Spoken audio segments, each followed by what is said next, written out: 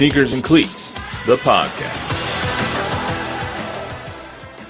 Welcome back to the Sneakers and Cleats podcast. This is episode 82. Matt Roy, Zach Hedrick alongside, filling in for Don Harris and Chuck McGinnick in the icy tundra of Studio 35. Love your jacket, man. We're having a sit-in. It's too cold. I was like, to make sure my teeth aren't chattering throughout this, I figured better layer up. So I mean, it's only March, but it feels like we just went back to December in here. Well, it was not in the 90s yesterday, and I was loving it. I mean, it felt great. Yeah, but as soon as you walk in here, it feels. I'm not doing it. Yeah, I'm I'm a Texas kid. I'm from the Dallas-Fort Worth area. San Antonio has spoiled me because it's like 90 degrees 80% of the year. So it's like anytime it gets below 60, it's like break out the heavy jackets. Yeah, I mean, I grew up in Palm Springs, California. I lived in Phoenix, so I'm used to 120 degrees. But I also lived in Colorado, where we went to football practice at -3. So it was you don't want that. Nope. Have fun. Bob's from Cleveland, so our digital director here, Bob. I mean, you're used to the cold. Yep. Actually, I'm from the Cleveland area. Let's just be specific. I was born in Parma. Okay. Okay. So sorry about that. A little less cold in Parma then, maybe. Anyway, episode 82. We got a lot going on today. We're going to talk about the Spurs timeline for competitiveness.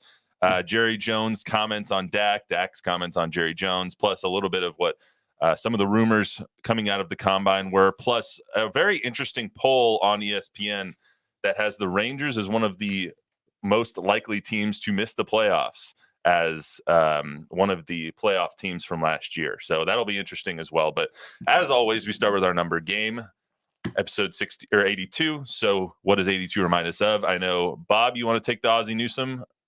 Yeah, it brings back horrible memories of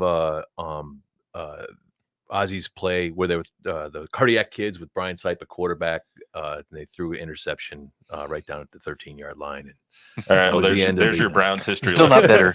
Yeah, not bitter at all. There's your Red White 88 lesson. We'll get back to actual sports now.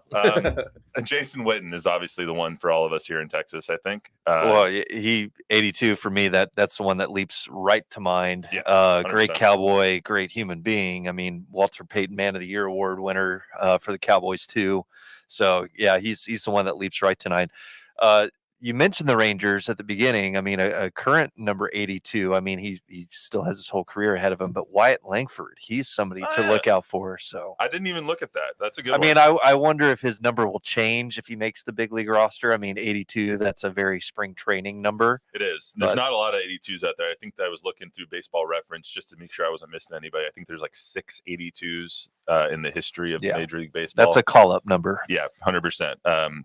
Patty Mills, though, in just signed with the Heat. He just took 88 for some reason. So I think guys are trying to actually like sign with different numbers. Double. He wore 8 here, so I guess double it up. Double it up, I guess. But some other notable 82s: Raymond Berry, Colts Hall of Famer; John Stallworth, Steelers Hall of Famer. When I think of 82, I'm a golf nut, as we know. Sam Snead and Tiger Woods both tied at 82 PGA Tour career victories. So before any of the other ones, I always think 82 being the record for PGA Tour victories, and me hoping that one day when we talk, maybe on episode 183, we're talking about Tiger Woods 83. Being at 83, because I would just love for him to break that record. But you don't think he'll get more than 83?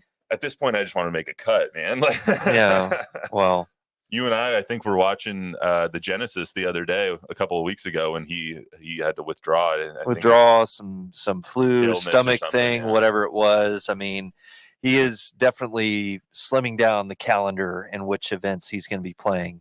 Yeah, but it's every time you see Tiger Woods' name pop up, and it's like, oh, he's limping, oh, he's withdrawing, oh, something else happened. So I just hope that he is able to win another one. One more is all we need. He's what now? 45, something like that, 46? Oh, he's, I think, older than that, isn't he? Well, 47 or somewhere around there. Yeah, I mean, he's getting up there, but he's getting close to 50. But he said even then, like, CS Champions Tour, he's going to still be rocking and trying to, win some majors, I'm sure. Well, to me, he's the GOAT. So, I mean, he's never going to pass Jack Nicklaus a long time ago. I mean, it looked like he would, but he never will at this rate. He's 48 now. He never will at this rate because his body just broke down. But Hopefully he can get one more tournament in him. I think the last one that he won was the Zozo a couple of years ago in China. So also in 1982, the 49ers beat the Bengals for the first Super Bowl of that 49er era. 26-21 over the Bengals. Super Bowl MVP was Joe Montana. And the weirdest regular season MVP of all time, Mark Mosley that year, the Redskins kicker. Yes, the kicker in the 9-game strikes shortened season. There was no 1,000-yard rusher that season. There was no 3,000-yard passer that season. So the kicker out of Texas A&M and Stephen F. Austin won the MVP, and it will be the only kicker to ever win an MVP in the National Football League. I'm wondering if, that's still kind of a big claim to fame, or if he, just kind of He set the record that year while I was researching this. He set the record that year for 20 consecutive made field goals. He missed his first one, ended up going 20 for 21, made like 3 field goals in the last game of the season that year to propel the team. It's almost like playoffs. A Brandon Aubrey a little bit. Miss your first extra point and then just, go off and make them all. So exactly. I mean, but looking at those numbers right there, it's like that's pretty standard. It's just like if you aren't getting that from your kicker nowadays, it's just kind of like what are you doing? I mean, I just want to know what state the NFL was at where you are just nominating a kicker for MVP. Like now, I think Justin Tucker, who's the greatest kicker of all time, in my opinion, he's gotten one 5th place vote one year, I think a couple of years ago. So it'll never happen again. But I just thought that was so weird. 1982, a kicker wins the MVP. There's your trivia question for all your friends sitting at the bar. That might be a good one. 1982, Cal Ripken played the first of his 2,632 consecutive games in 1982. Pete Rose set the record for 13,941 plate appearances. He got that year. The Cardinals beat the Brewers 4-3 in the World Series. North Carolina beat Georgetown 63-62 for the NCAA title that year in basketball. The Lakers defeated the 76ers 4-2, and Jay Haas won the Valero Texas Open, which is now just 4 weeks away here? 3 weeks away? It's coming up quick. 3 weeks, I think. I mean, right after Easter. Yeah, it's Final Four weekend too, I think. It might be. I mean, that's always such a fun weekend because, we're getting March Madness kind of wrapping up, VTO kicking off, Masters just around the corner here in town, Fiesta's kicking off. So that's always a good time. It's great weather. So yeah, that's always a fun week. Yeah, you won't need the jacket for that month. No, hoping not. Better hopefully no rain or anything. Yeah, we'll see. I mean, last year was a little rainy for Fiesta, but hopefully it's not this year. So let's get to some actual sports here. So the Spurs have been in the headlines pretty much all week because Wemby is so damn good that everyone wants to talk about when the Spurs are now going to be good. Obviously, the Spurs aren't good. They lost to Houston a couple nights ago. Wemby tweaked his ankle. He's going to be out tonight against the Kings. But when you look at everything, everyone's like, they need to compete now. They need to compete now. They need to compete in the next 2 years, or Wemby's going to ask out. Like, just stop. Like, he has a 4-year contract right now. No rookie has ever declined the maximum extension that only the Spurs can offer him. So he's pretty much here for at least 6 to 7. So while the timeline needs to move up a little bit, in my opinion, for Wemby and Spurs to be competitive, and he probably doesn't want to lose 40. I know he doesn't want to lose 48 games a year. Right. The fact that he's going to ask out, or the opinion that he's going to ask out or want out of San Antonio within like recent memory is just blasphemous, in my opinion. We got a comment from John Chaka on this exact topic. He says he wants to win. There's a ton of expectations and pressure on him. He's saying the right things, but he'll bolt or request a trade in 2 to 3 years if the Spurs aren't a playoff team. And I think that's exactly what you're saying. Respectfully, there's no chance. In 2 to 3 years, he's not going to request a trade because he's going to get his rookie max extension first. Yeah, I'm with you on the whole storyline of, well, this clock's ticking for the Spurs. I mean, they do have control just contract wise for, a few more years. Do I think maybe they want to do something next year and the year the season after? Absolutely. And they have all the chips to do that just because they got a boatload of draft picks. And I subscribe to the theory, and I think Don's talked about it, a couple times now, but Coach Pop, Brian Wright are going to go to Victor at the end of the season, and Victor's going to be like Commodus in the movie Gladiator. He's either going to go thumbs up or thumbs down on guys, and they will stay or go. Yeah. And it's like, yeah, if we can try and bring this guy in or that guy in, they'll build the team around him because they've been looking. I mean, shoot, they might even have another top 3 draft pick when all's said and done at the end of the season. Yeah, they might start treating Wemby a little bit more of the LeBron treatment that he's gotten later in his career. It's like LeBron is the de facto GM. Kind of part-time GM. Yeah, part-time GM. It's like, do you want this person or do you not? Do you think you can mesh with this person or do you not? I don't think they'll do that like this offseason too much. I don't think it'll be like, all right, Victor, this is your team. You build it. Sure. But in the long term, yes, that's going to happen where they're going to say, Keldon, right, what do you want? Devin? Yes, no. What do you want? Do you think you can play with the guys that are on the roster? I definitely think that this offseason they'll go through their whole roster with him. Like, do you think you can play with these guys long term? XYZ, Malachi, Devin, Jeremy, whoever it is. But when it comes to bringing people in, whether it's Trae Young or DeJounte Murray, whoever is rumored to come to San Antonio, people just need to stop rushing the timeline, I think. I know Don was not getting into it, but said on Twitter the other day, I think it was the Gojo and Golick show where the Spurs are on the clock. And Don thought that I was ridiculous. I think it's ridiculous too. The Spurs aren't on the clock, but I think they're putting themselves on the clock where they have to be competitive in the next 3 to 4 years. And I think that's their timeline. Mm-hmm. Wemby has advanced it as much as he possibly can because of how good he is. But I think 3 years competing for a championship is realistic. Yeah, I'd agree. And again, I'm with everybody on, here locally of, the Spurs are doing their own thing, like them accelerating because of external pressure, or he might go somewhere else. That's kind of silly, I think. And they'll have the right pieces. What makes it silly?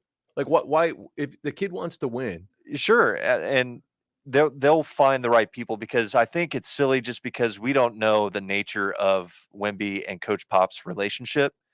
We only see what we see whenever they see him talking to him on the bench during a game or something like that. But I'm sure the depth of it, they've learned about each other for 82. They will over 82 games this season.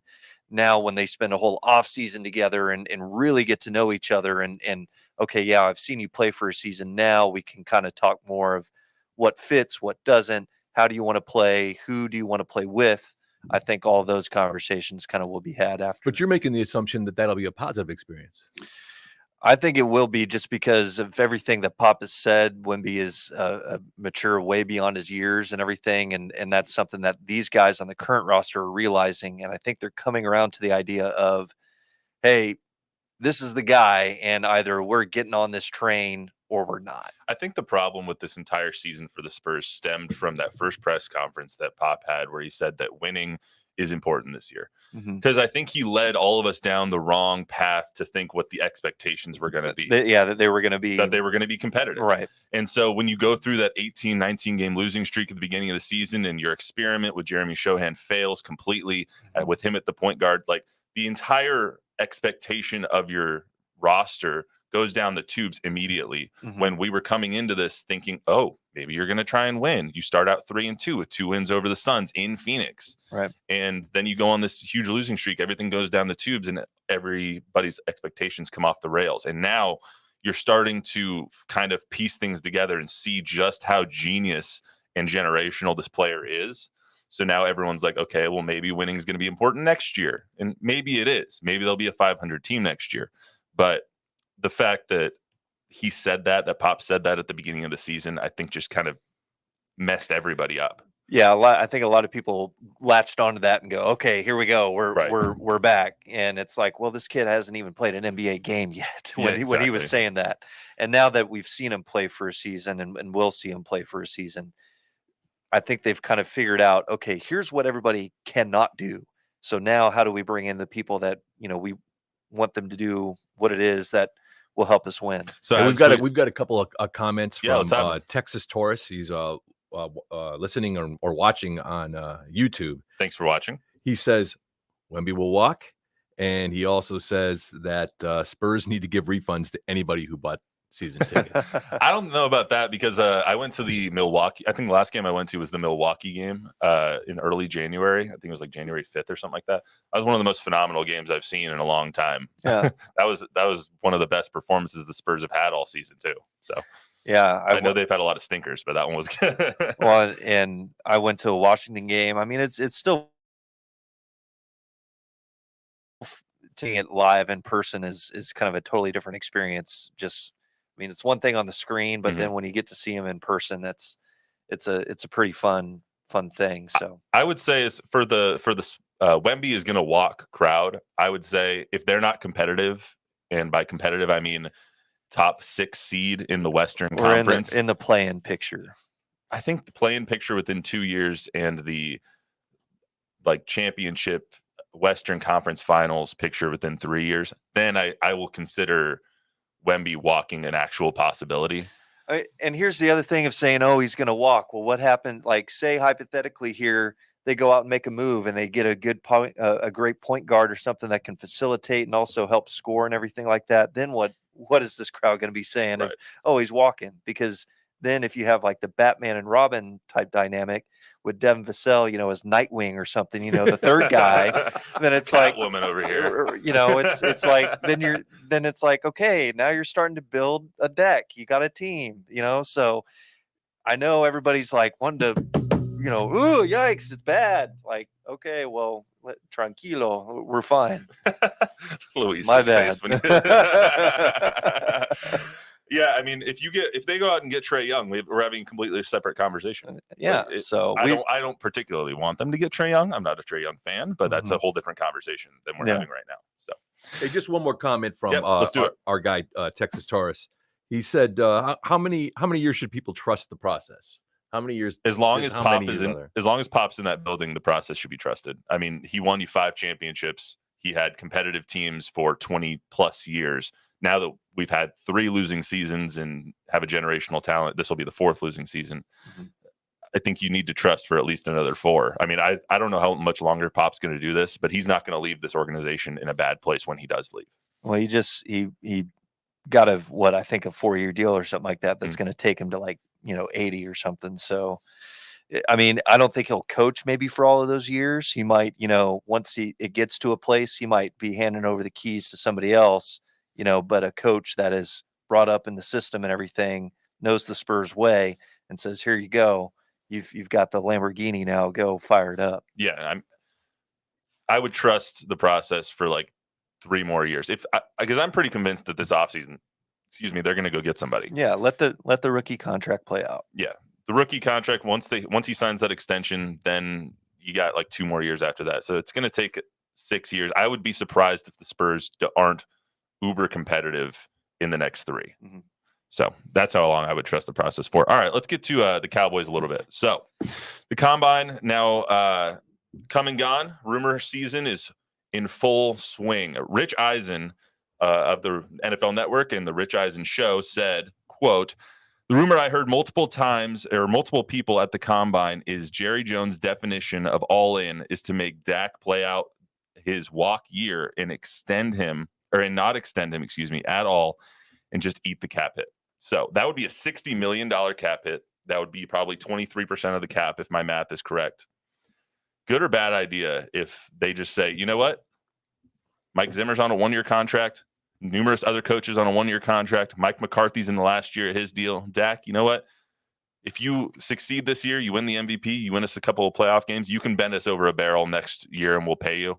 But right now, just go prove it to us." Yeah, I mean, I know he said as much during his interview. He said Dak had a good year. I think he can be even better. So, I mean, if they want to roll that dice again, I'm not going to pretend to know how the NFL salary cap works just because there's so much, of a shell game of, nickel and diming with millions of dollars of, well, if we, duck 5 here and dip 10 here and it can all go to this guy. And, it's crazy. Dak seems pretty confident that it's just kind of like, hey, I've hold all the power right now. I know what I can do. So, you know, Jones family, you know where to find me. Yeah, I mean, I said this a couple of weeks ago, and I still think it rings true. Dak's got him dead to rights. Mm-hmm. Like, he can't sign, or they can't sign him to a franchise tag next year after this contract's over.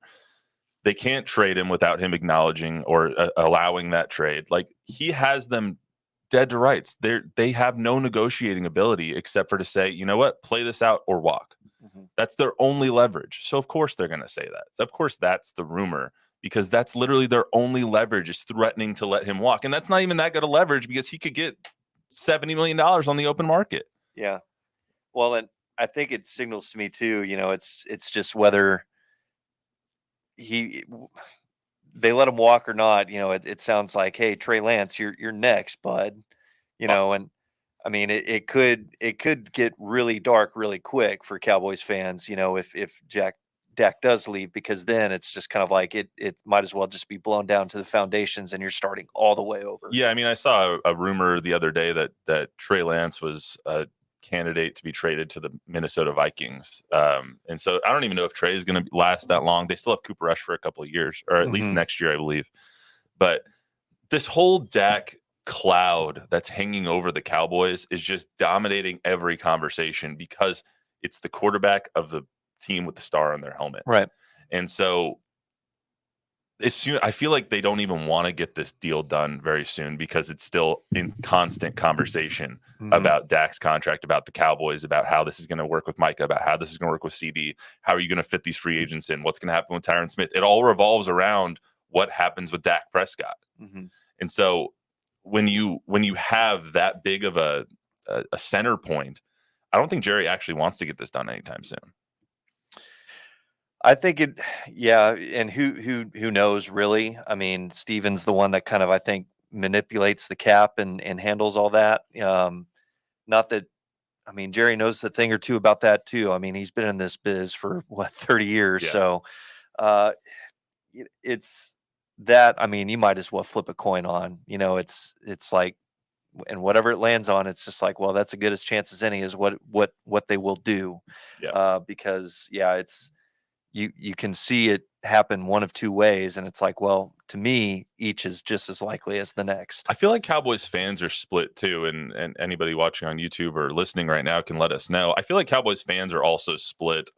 Like, do you want Dak as your quarterback long term, or do you not believe in it? Do you want him to prove it to you this year, or do you just want to get rid of him completely? I feel like some are just so sick of him, yet you look at this landscape of the NFL and what else you can have. And do you want Russell Wilson? Like, what else do you want? Who do you want to replace a top 10 quarterback in Dak Prescott? He was second in MVP voting last year. No, he didn't show up in the playoffs, but what else? What other options do the Cowboys have? They don't really have many. And I think that's a good point. It's like, who else is there? I mean, Cooper Rush, I mean, yeah, he's proven that he can go out and win you some ball games, but I don't think he would put up just as many numbers as Dak, or the numbers that you would expect to happen in that kind of offense that you had last year, when you especially have a weapon like CD Lamb on your roster. So, yeah, I mean, and I'm kind of speaking out of both sides of my mouth, because I'm not a Dak believer. I don't think Dak's ever going to win them a championship. I don't think that Dak is ever really going to advance them, maybe even past the NFC Championship game if he ever gets there. But you look at the landscape, it's like, what else do you want? What are your other options? Your other options are draft a rookie at 24, which means you're not going to get a good rookie. You're going to get maybe Michael Penix if he's still at 24, or you're going to have to go with someone else like a Spencer Ritter or Spencer Rattler or something like that. Or you have to sign one of these low-cost veterans, a Russell Wilson, Gardner Minshew, a Baker is probably even going to cost too much now. So those are your two options. Or you sign Flacco. I think he's out there. One more time. Flacco's open. If you want Flacco. Flacco's open. This Lord and Savior Joe Flacco from the Browns fan over here. You guys have your own issues. Well, I was trying to look up, just on the note of Dak's contract discussion. There was a good tweet from Brad Sham, the play-by-play voice. It was a few weeks ago, and I'm paraphrasing because I can't remember it word for word, but it's just, has an employee ever asked his employer for a company-friendly deal?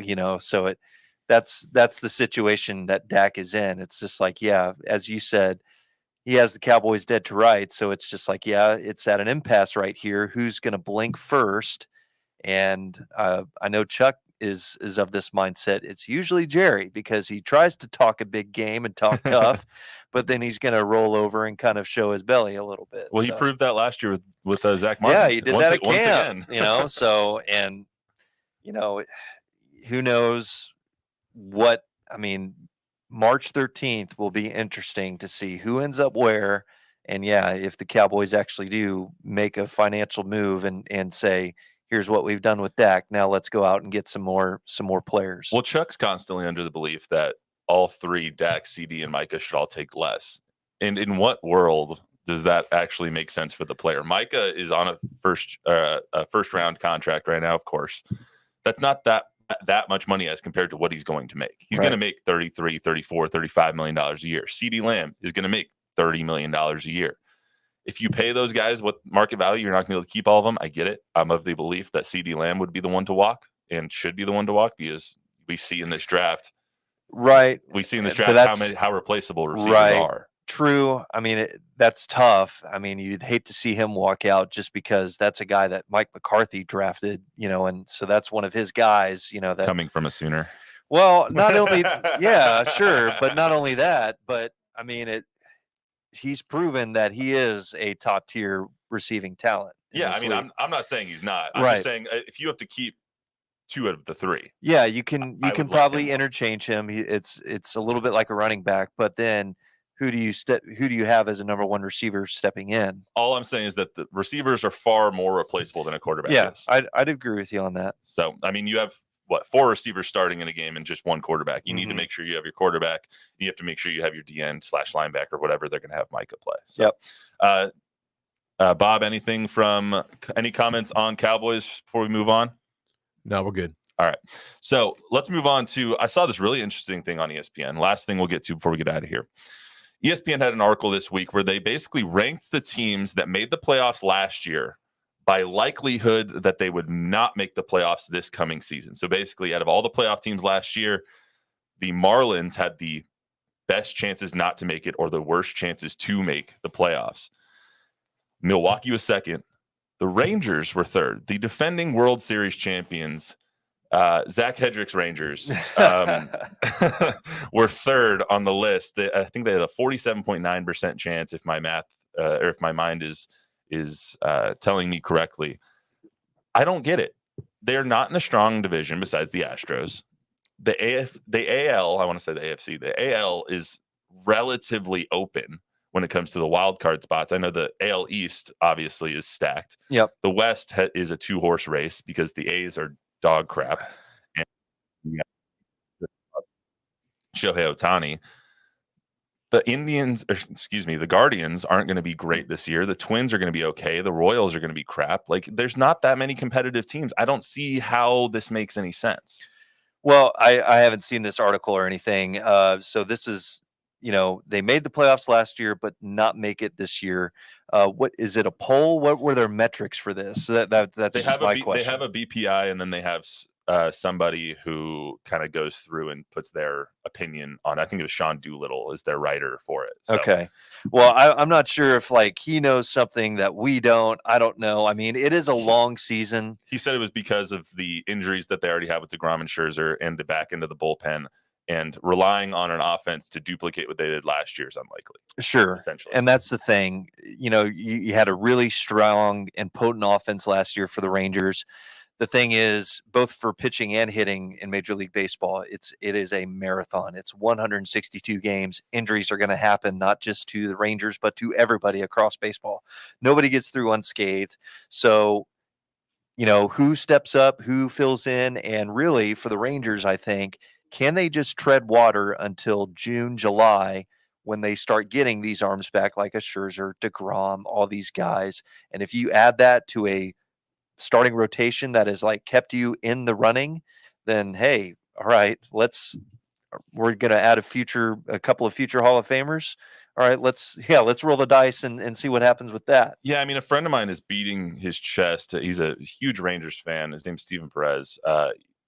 He is beating his chest that they re-signed Jordan Montgomery. And he is I didn't see that. Yeah, he's hoping. Well, that's good. He's hoping. that they re-signed Jordan Montgomery. Oh, it hasn't happened. It hasn't happened. No, he wants him to. That's what I'm saying. Like he is praying to Chris Young that they re-sign Jordan Montgomery. I don't know if they need him. Like Jordan Montgomery's good, obviously, but you already have so many starters there. You have Tyler Mahle now. You have Nate Uvalde, Dane Dunning, all these guys that are back into the rotation, except for Uvalde. Mhm. Once you get Scherzer and DeGrom back, where's he going to go anyway? Like, where are the rest of them going to go? Back into the bullpen? You don't have that many spots. Again, I go back to it's 162, so you can never have enough arms because guys are gonna get tired. You're gonna have somebody's elbow pop up with inflammation or a shoulder or something. So you can never have enough hurlers. I think not that the Rangers need this because Chris Young said at the start of spring training, hey, yeah, we did it last year. We got the big one, but guess what? I'm fully expect this team to go out and run it back and do it again because we've got everybody back almost. So the theory was in this article, just quickly glancing at it, 60% or 50% of the teams from the last couple of years there's been a 50% turnover. The ones that do make it, they don't make it again the following year. Correct. There's no kind of consistency. Yeah. So not last year, but the year before, the Mets, Yankees, Cardinals, Padres all lost 15 fewer, had 15 fewer wins the year after. Right. Making the playoffs. So they were basically like, who are the 6 most likely to miss? Gotcha. And the Rangers were 3rd most likely. It was Miami, Milwaukee, Texas, Tampa, Arizona, and then Toronto. So but I think this is good bulletin board material. Not that the Rangers need it, but I don't see guys like Marcus Semien and Corey Seager, letting this ball club kind of just rest on their laurels and be like, yeah, we won it. Oh, it's all right if we don't. No, they won't let that fly. I can just imagine Adolis Garcia in the weight room right now, just like pumping iron with it right over his head. He's trying to do bench. He's just like, Sean Doolittle. So, I mean, I don't think the Rangers are going to miss the playoffs. We'll make predictions when we get closer to the start of the regular season. I think it starts on the 28th this year. So I think they're hosting the Astros are hosting the Yankees. Cubs are opening day for the Rangers. Cubs are opening day. Thank you so much. I knew you'd know. We'll get into some predictions later on. Bob, you all good? We're good. A strange. I'm not exactly sure what he means, but Christopher Silva says, "Yup." Agreed. That's always good to. Yeah. I couldn't have said it better myself, man. Like, yep. Igualmente. You guys always watch that Storage Wars show that had one of those. You watch that show, Luis? They always had that one guy's, yup. Oh, yeah. That's right. When they bid on it. Yeah, when they bid on it, his bid was, yup. And then everyone was like, God damn it, he did it again. Here he goes. But anyway, that's my tangent for the day. We'll be back on Monday. That's all we got for you on the Sneakers Cleats podcast today. Remember to download, rate, review, subscribe, give us a 5-star rating. Thank you to everyone who commented and tuned in. We are hoping to go live with these much more often. Also working on some live shows over the next couple of months, so stay tuned for that. I also do have a special guest next Thursday. A friend of mine from Phoenix in town, a podcaster out there for PHNX, will be in town, so he's gonna hop on the pod next Thursday, and we'll talk crap on all the Phoenix teams. So we'll be right back here on Monday. For Zach Hedrick, Matt Roy, Bob Gambert, and Luis Escamilla, we'll see you right back here on Monday. Have a good weekend.